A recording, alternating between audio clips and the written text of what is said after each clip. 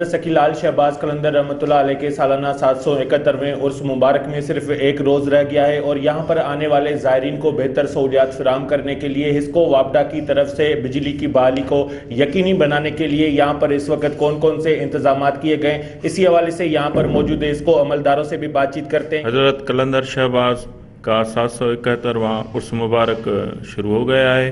पहली धमाल 18 शोबान को होती है और इसमें हम वापडा वाले जो है अपना काम एक महीना पहले सिलसिला शुरू करते हैं और भरपूर अवाम की खिदमत और ज़ायरीन की खिदमत के लिए हम कोशा हैं। मिलियंस में यहाँ लोग आते हैं।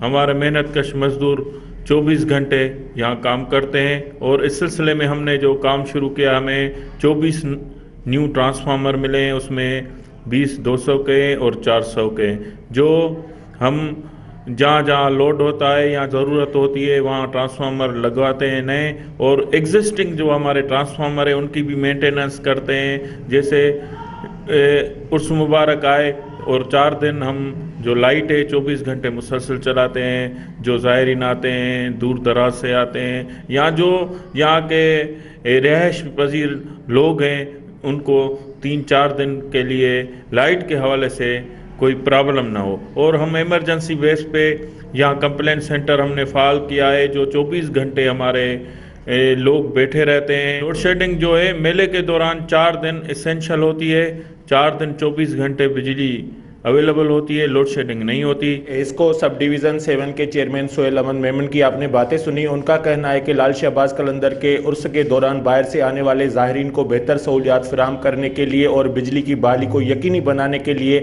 हमने यहाँ पर मेंटेनेंस का काम भी कर दिया है और यहाँ पर जो ट्रांसफार्मर हैं उनको भी बढ़ाया हुआ है, और उसके साथ साथ 4 दिन जो है लोड शेडिंग का भी मुकम्मल तौर पर खात्मा होगा। कैमरामैन टीम के हमरा माजिद अली कुरैशी।